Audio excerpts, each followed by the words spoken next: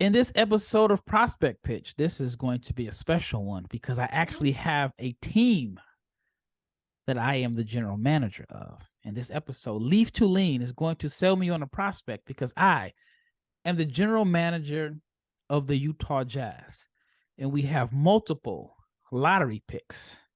And Leif is going to convince me why there's one player that stands out to him that should be in a Utah Jazz uniform next season. Find out who he is talking about. Stay tuned.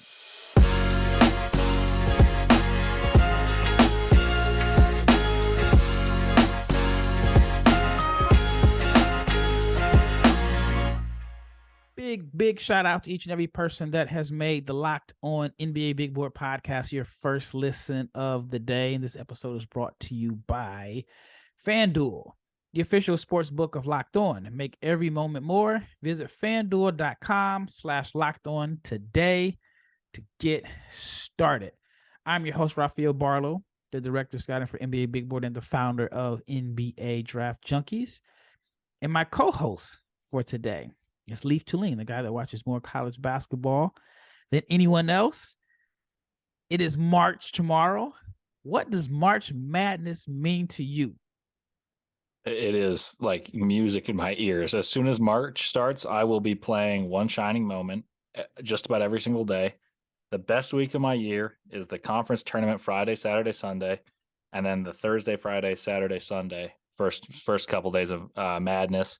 And I'll be in Denver to watch the first and second round this year. So I'm particularly excited. You answered my next question. I was going to ask you, are there any tournaments in Salt Lake next year? And then I was going to ask you, are you going to any regions? Now, what's in Denver? The first round? First and second. Second. Yeah. So the first four is in Dayton, obviously. And so I'll be catching, I think it looks like by most brackets, I'll be catching 215 and 710s for both the Midwest and likely the West region. But obviously that's in flux until Selection Sunday. Do you think you'll be able to go to like the Pac-12 tournament? And do you know where it's at this year? I haven't kept up. Pac-12's in Vegas. I can't go because I've taken time off my work to go to March Madness, so I couldn't go back-to-back weekends. Gotcha. You know, when I was in Salt Lake for All-Star Weekend, it was a last-minute trip. I ended up having to break it up into different sections. I had like on the way there was paid for on points, and then coming back, I had to get pretty creative. There was like a $30 flight from Salt Lake to Vegas. It was like $35, but it was a trick because Frontier Airlines, they don't tell you about those fees. They almost got me when I'm going to Denver too. Oh, they got me good because it was like I booked a flight from Salt Lake to Vegas, Vegas to Dallas, and they charged me for my luggage each flight. In one flight, it was $70. The other flight, it was $100. So I was like, you know what? I could have just flew American Airlines if I was going to spend that much money. So I don't mess with Frontier anymore. It's basically like the Greyhound with wings. But anyway, sorry if you were a Frontier flyer. But anyway, this is Prospect Pitch. And this is the first episode where I've had one of the guys from the Locked On crew give his opinion on a prospect. So now I'm got to change hats. I'm the general manager of the Utah Jazz. I have a Jazz t-shirt, but I can't find it. So I threw on all black. And I mean, I guess, this logo right here, I guess this is kind of close. But anyway, I'm the general manager of Utah Jazz. We have multiple lottery picks because the Minnesota Timberwolves aren't going to make the playoffs, which may make you happy. Now, there is a prospect that you believe needs to be in Salt Lake. You believe in our program, and you believe that you get him in a Jazz uniform, he's going to fit in well with the culture, and he's going to be a star. Who is that prospect? I'm going with G.G. Jackson. And the rationale is with 2 lottery picks and another pick later in the draft that, you could use to trade up perhaps and use it as an asset, that you want to swing for the fences. And who has more potential than the guy who entered college basketball at 17 years old, has taken on a a role in which his usage rate is 30.8% as a 17-year-old to start the year. Goes into SEC play, which is a pretty good conference. They arguably have the best team in the nation, and they have 5-6 tournament teams that are defensively oriented. And he's got a target on his back, and he's developed an ability to create space, all in a frame that's 6'9", 215. Looks like he was built in a lab in order to be a very good basketball player. And I really believe that when you have that much capital and draft capital, you have 2 cracks in the bat in the lottery, that you have to get GG Jackson in one of those should he be available. All right, what is his best position, and describe his game to me? I'd argue his best position is the 4 at the NBA level. And you may say, oh, they've got Lowry Markin and Walker Kessler at the 5 and the 4. But I think Lowry Markin has proven time and time again he can play the 3, and that's basically what he's played this year with Kelly Olynyk and Walker Kessler manning the front court with him. As for your second question, GG Jackson's game is reliant on athleticism, but it's not devoid of skill, and he's got a lot of maturing to do, but the flashes are undeniable. The shot creation at 6'9", 215 is amazing. He runs like a deer. Defensively, he's got a lot to learn, but the traits are there. And I really believe in the training staff and development of rookies, as you've seen 2 of the Jazz rookies this year, Walker Kessler and Ochai Agbaji, emerge as untouchable pieces, according to the Jazz front office, going into the trade deadline this past year. And I think that's just a testament to the training staff that's also developed other players that's, I think remained relatively together throughout the past couple of years. And you've seen guys like Donovan Mitchell, Rudy Gobert, and now Walker Kessler, Lowry Markin, and Ochai Agbaji all really add to their games from a young age up until where they are now. So you're telling me this guy started the season at 17 years old, had a 30% usage rate. He is, what's his productivity? Is he averaging double figures? Like, what is he doing in the SEC? He's averaging 15 a game, scoring, getting 6 rebounds. Shooting leaves a little bit to be desired, but I think a lot of that falls in the usage rate. The fact that he's taking difficult and contested shots against very good defensive teams. He's shooting 33% from the 3, 65% from the line. Is passing leaves something to be desired, but once again, I think there's a lot of context you have to put together. If you watch the flashes, he's really, really impressive. And then if you watch highlights and lowlights, and you just watch his shots, you say, oh man, the percentage isn't great. But you take into consideration the team he's on, the way he's developed throughout the year. And I really do believe in the fact that if a guy starts at a certain spot and gets better throughout the year, in his college team starts to get better. South Carolina is bad, and they're going to continue to be bad, but they're getting better. And I think a large part of it is the ability to transcend into the role he's taken on, even in SEC play. Like I mentioned, there's teams like Tennessee, #1 defensive efficiency team, who's really made it very difficult for him. Mississippi State, Texas A&M, Kentucky, all defensively oriented teams.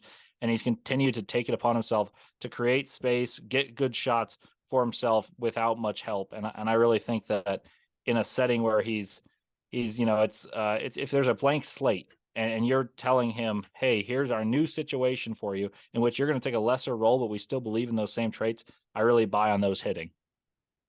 All right, so how does he fit in with our roster and our cornerstones as of today? We got our center, we got our 4-man, and so 1, how does he fit in? And 2, like, what is the best role for him? Is he a face-up 4? Is he a pick-and-pop 4? Is he a guy that's just going to be able to score for us off dump-offs and playing at the dunker spot? What are your thoughts on that?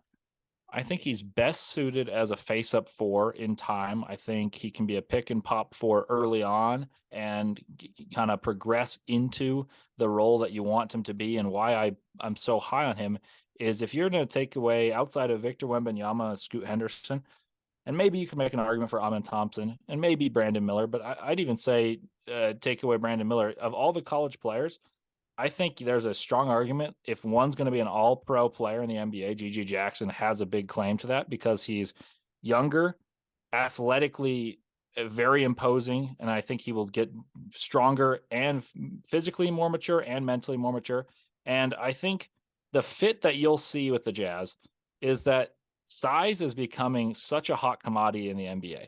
the Jazz were largely involved with trade talks with John Collins. John Collins fits an archetype that's similar to Gigi Jackson. I think Gigi Jackson can be a better shooter. I think he's a better athlete, and I think he's got far better individual creation ability. So I think in time, you'll see him take more of the individual creation upon himself. But in the short term, he'll be able to spot up, catch and shoot, go to the dunker spot, be a beneficiary from the attention drawn by Lauri Markkanen and Walker Kessler screening. And I think Ochai Agbaji will space the floor. And there you have your cornerstones of youth. And the Jazz, as you're well aware, have so many picks and assets in the next coming years that you can build the franchise around certain players. Not to mention there's another pick in this lottery that you can pick to fill maybe what you'd see as more of a positional vacancy. So I'd try to swing for the fences and take a guy with all the traits in the world and shows undeniable flashes like Gigi Jackson. Okay, I got a lot more questions for you. I have a whole lot more. I want to talk a little bit more about the shot creation. But before that, we are at like 2/3 of the way through the NBA season. So now it is the perfect time for you to download FanDuel. One, FanDuel is America's #1 sportsbook.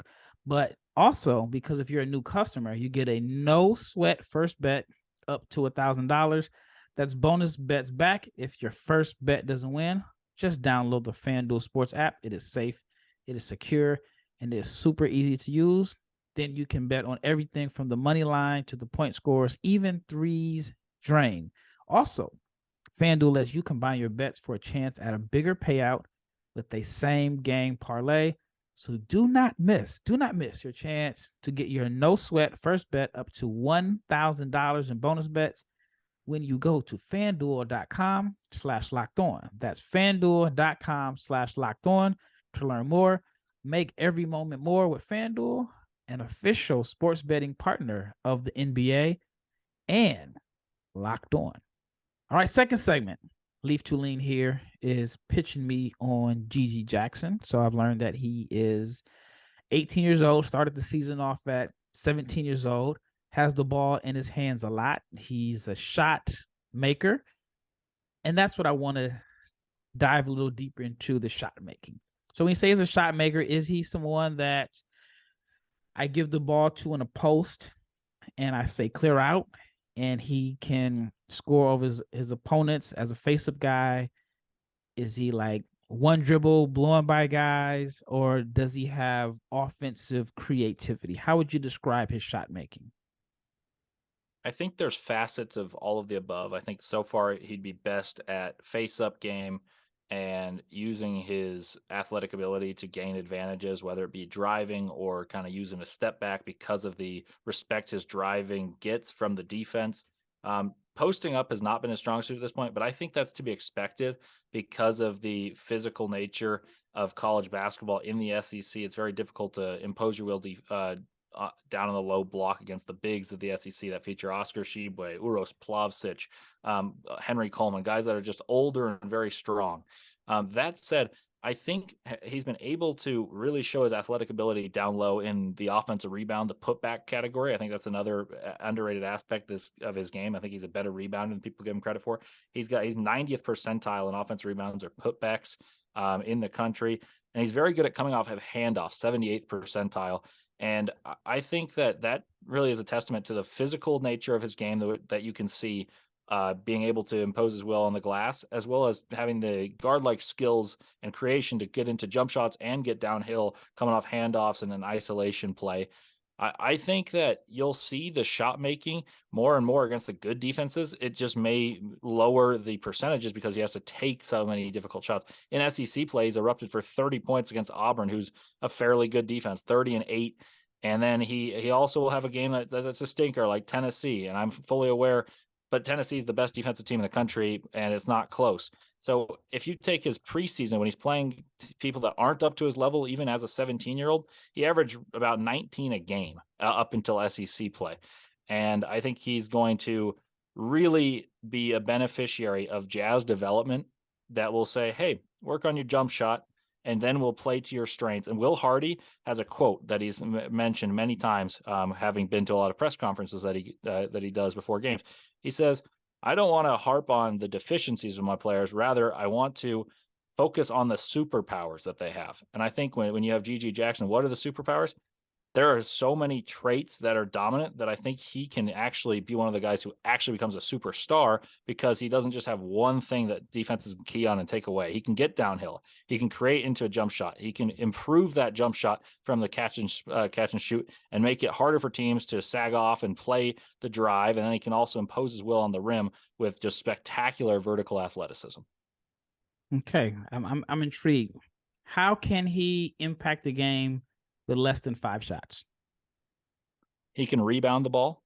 And I think defensively, there's traits, but he needs to learn the system and learn the NBA game.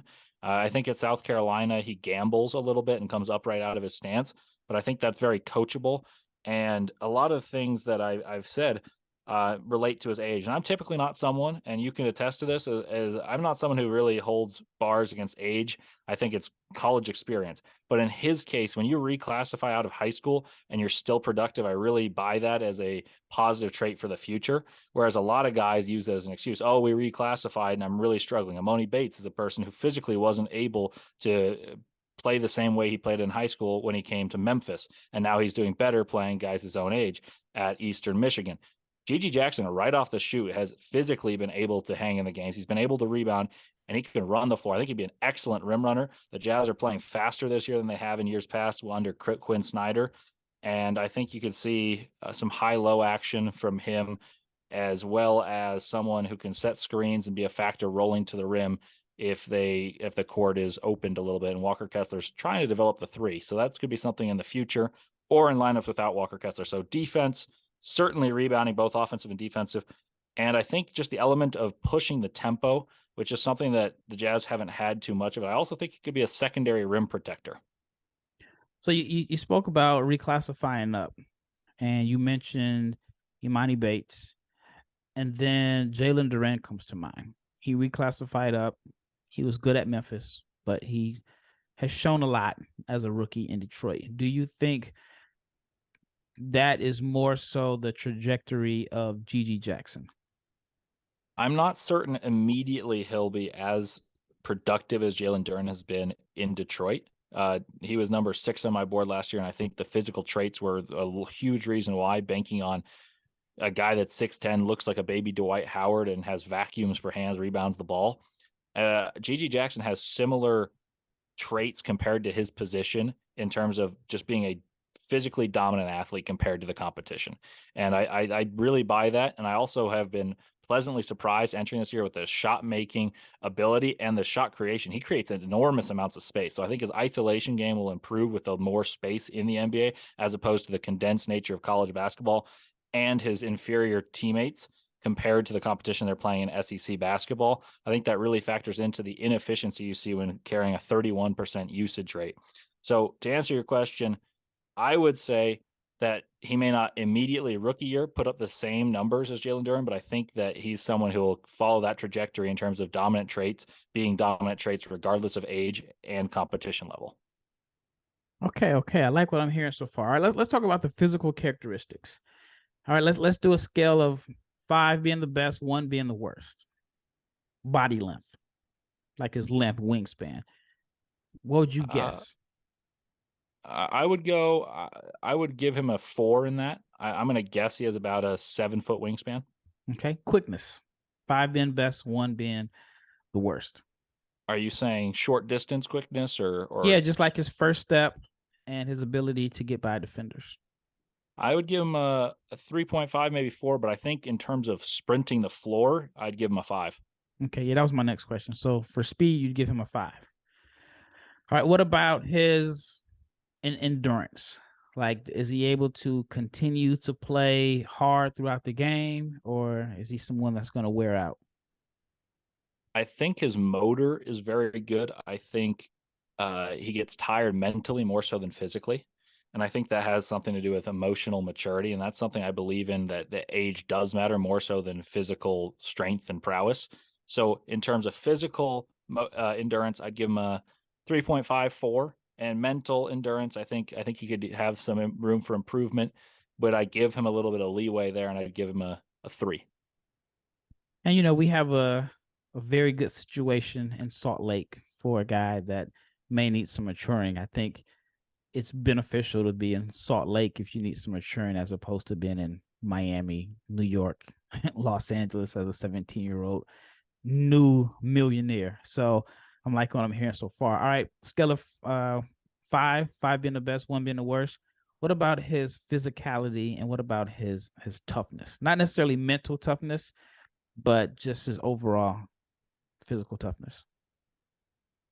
I'd give him a 3.5. I think that's one where the weight room and NBA program is really going to help him. I think he can physically mature. His shoulders will get broader, and his legs will get stronger, so he won't get tired shooting threes late in games. I think I've noticed that where he shoulders such an enormous burden that eventually his legs fatigue. And I think that's where I would say that the toughness is there. The tenacity remains, but his body will get stronger, and I think that will help him be physically tougher against the threes and fours in the NBA that he'll be defending and trying to score against. Okay. All right. Last question as far as like his physical characteristics. What do you say his positional size is? So you say he's a 4. And as far as like his height and length, what would you grade him out? I'd say a 4.5, because you got to factor in the team he's playing with. Lowry Markin is a true 7 feet tall. Walker Kessler is probably 7'1", and GG Jackson would likely be defending threes and fours. And if you're 6'9" at 18 years old with a 7-foot wingspan, as I project, I really think that lineup has enormous versatility and size, and also just athletic ability. Those guys, for if you're going to take 6'9", 7 foot and 7'1" and run a foot race, like a relay race, if you're just to take their 94 feet times, that would be the best in the NBA from any team. And I think that he would really anchor that. He's very, very quick. And I think the size that he possesses for that speed is the ultimate factor of his athleticism. He can, at that speed, accelerate like he's a guard. At that height, accelerate like he's a guard. All right. All right. So we talked about his position. We talked about the physical characteristics. Now let's get into his game. Stay tuned. All right. Last segment is Rafael Barlowe here with Leif Thulin. He is attempting to sell me on GG Jackson. So far, he has done an excellent job. But now it's time to turn the heat up a little bit. And I want your honest opinion, as far as your honest grades about his offensive skill set. All right. So let's go with his basketball IQ. 5 being the highest, 1 being the worst. I'm going to go with a 3. I think there's room to improve. And I think mentally, he's there and he's an eager learner. However, at that age, there's going to be mistakes that you say, oh man, that's a mental error. And I think that those exist. So that's the knock. However, I think that he's learning at a rapid curve, and I think that'll be beneficial for when he enters the NBA and the game. And there'll be rapid learning once again, because he'll be thrust into the fire. But you saw this with Ochai Agbaji. He was sometimes thinking so much he wouldn't shoot the ball. Then he gets thrust in with consistent minutes and votes of confidence from the coaching staff that you'll see from the development. Everyone's working with him. And I think he's got the ability and the motor and the want to really buy into that. And the mental acuity is there.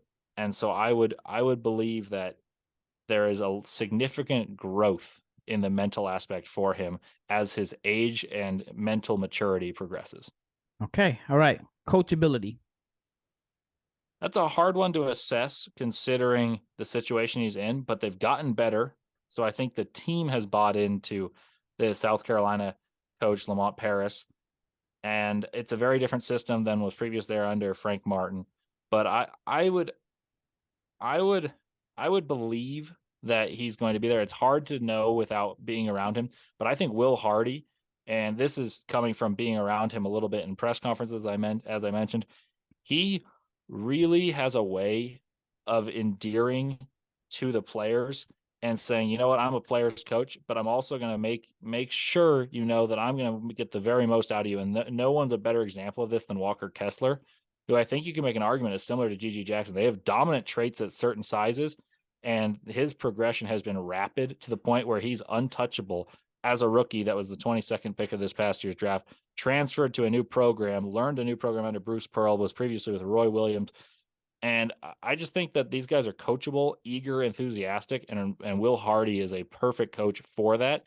I mean, Popovich saw it immediately, took him out of the film room, and put him on the court with the veteran Spurs. So I think if there's a coach that can really accelerate the coachability scale, it's Will Hardy. And I think Gigi Jackson's an eager learner as well. Okay. All right.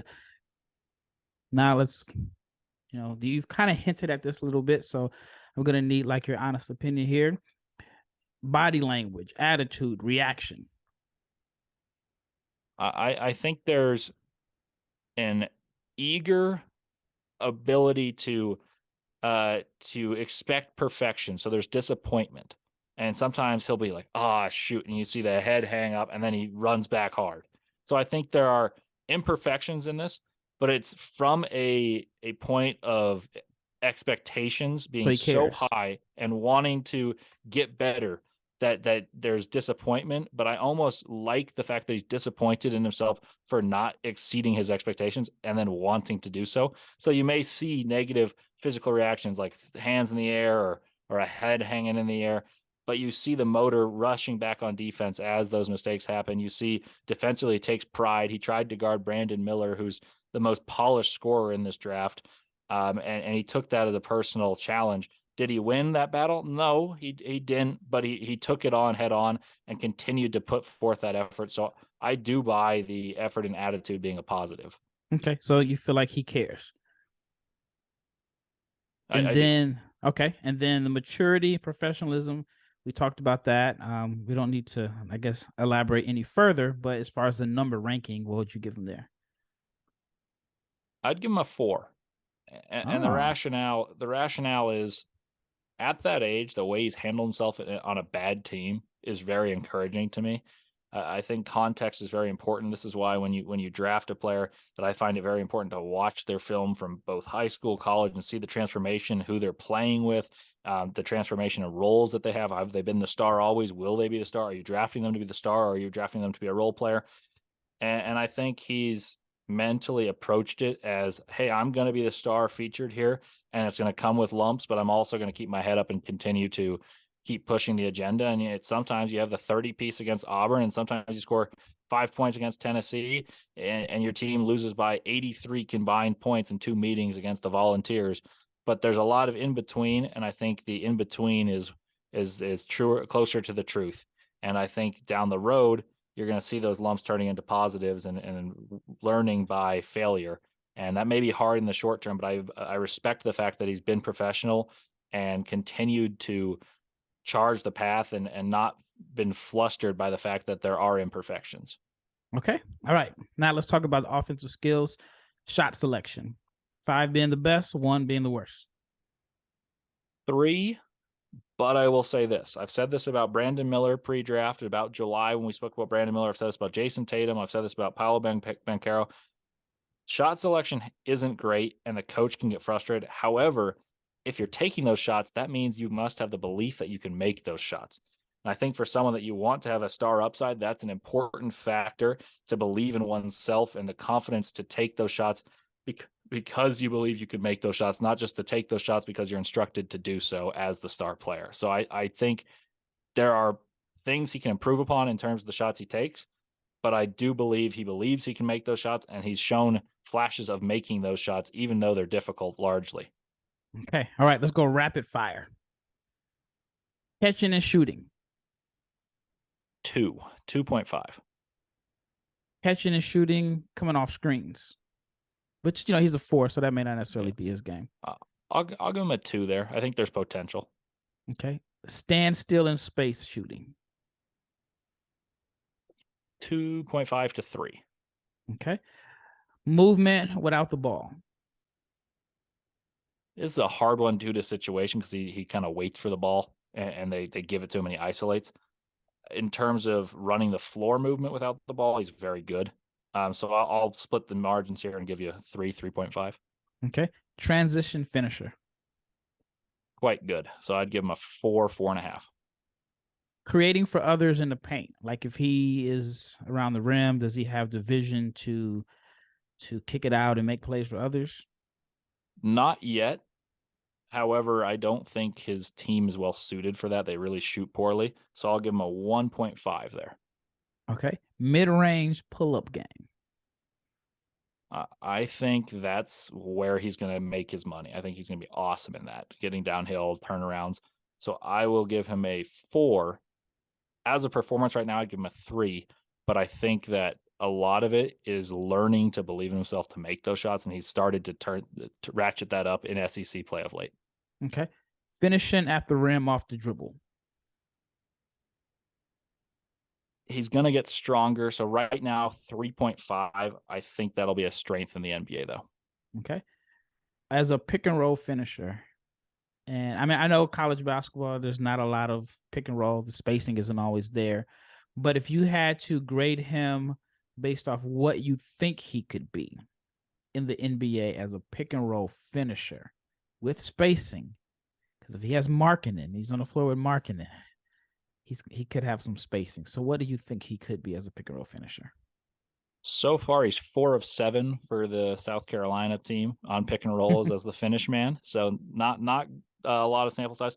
I think he will be very good in that department. So I'm going to give him a 4, 4.5. I think the vertical athleticism and the coordination at that age is super impressive. The fact that he's able to be so coordinated, both dribbling the ball and hanging in the air, looking at the rim, finishing. I really buy that as an NBA skill. I think he reminds me of John Collins that way, but I think he's going to be a more functional athlete as opposed to John Collins' just vertical bounce. Okay. As a pick and pop finisher. I'll go 3. I think there's room to improve. The shot looks good. I think he just takes them from very deep, and that hurts his percentages. And he takes them off the bounce. I think as a pick and pop guy, he'll very much improve. And I think Will Hardy will get him good looks. Okay. All right. So now let's talk about the shooting. As far as this release, do you think he has a quick release? And this is, again, rapid fire, 5 being the best, 1 being the worst. What would you give his release? I'd say a 3. I don't think it's particularly swift. I don't think it's particularly slow. It's released from I'd say a pretty good height for a 6'9" shooter.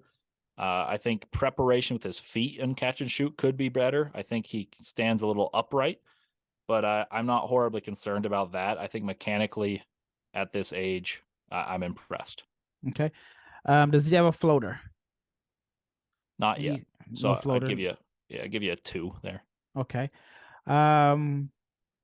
So passing, I know you had mentioned like the passing isn't great, but do you think he has decent instincts as a passer, or is it more so the team around him doesn't put him in the best position to showcase his passing skills? I think his instincts are fine. I wouldn't say they're through the roof as a passer, and I think the team really does hinder his ability to pass and be seen as going, because even when there are good passes, they don't translate to assists often for this team. It's almost like Anthony Black. He gets into the teeth of the defense and kicks out, and the shooting's poor. I would say that his passing is something that, while he mentally matures, will improve. Okay. All right. Rebounding. Is he, I know you mentioned that you think he's a good rebounder. Is he a guy that gets rebounds that just kind of come to him? Is he getting rebounds because he's playing enough minutes and, you'll bump into 5, 6 rebounds? Or would you say he is like a long rebound competitor? I'd say all of the above. I think there are flashes of him vertically going up and grabbing the ball that very few can. I think there's times where he just kind of does the bare minimum and the ball finds him. But I buy that as a very likely to be strong trait. And I think he's a very good offensive rebounder. He's got a pretty good nose for the ball, tracking it, and has had some tip ins, some follow dunks, and catches, comes down, goes back up pretty quickly, which I always find to be an impressive trait for guys that are bigger. I think the best that I've seen do it is Sean Marion. The second jump's incredible, and I think Gigi Jackson's pretty good at that as well. Okay, rapid fire. Now, this is something that, again, you've kind of hinted at, but I just want to give you the opportunity to fire off these answers. Defense. Is he a guy that is a multiple effort defender? At times. So I'll give him a 2.5 there. Okay. What about his ability to stay in front of the ball? Like as far as ball handlers, you mentioned that he defended Brandon Miller. Brandon Miller's an excellent college player from what I've heard. I mean, I haven't seen anybody. I mean, I've been working on our Jazz roster all season. But what about his ability to stay in front of the ball?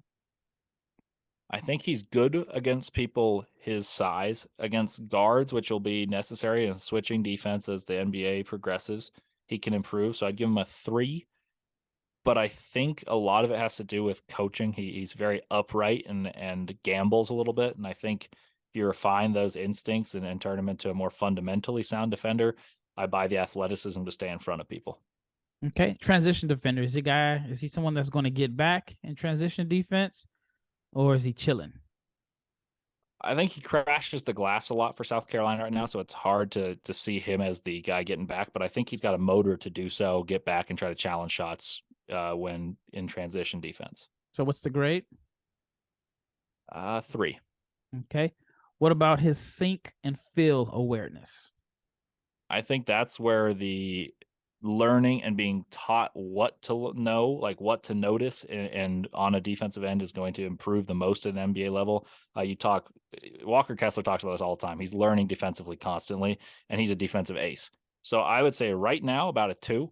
I expect him to become very good at that and watch his traits really take over. And I think he's going to be a guy who gets a lot of steals down the stretch just based on instincts. All right. So we're thinking about using a lottery pick on him. What is his roster role? Is he an all-star? Is he a top starter? Is he a starter? Or is he a rotation guy? Or is he a roster player, training camp, Euro? Talking about at his peak, what would you say he is? I think he can be an all-star player. I think the individual creation ability, the combination of size, speed, want to, and verticality really has me intrigued. I think he can score at a couple different levels, and I think he fits the roster very well. So I think there's a nice cultivation period where I trust our development staff to improve him down the road, and then he'll develop into what I foresee him as an all-star. And early on, he'll be a role player that has an instant impact, and the role will continue to grow and grow. Well, thank you so much. You've done an excellent job. That wraps up this episode of Prospect Pitch. And thank you for making the Locked On NBA Big Board podcast your first listen of the day. Now, for your second listen, you have to check out the Game to Game podcast, because Locked On Game to Game NBA gives you every moment, every top performance that only Locked On can deliver. So check out Locked On Game to Game on the Locked On NBA channel. Once again, it's Rafael Barlowe. Leif just pitched G.G. Jackson to the Utah Jazz, and we are out. But before we go, Leif is going to give us his top 10 in our next episode. Stay tuned.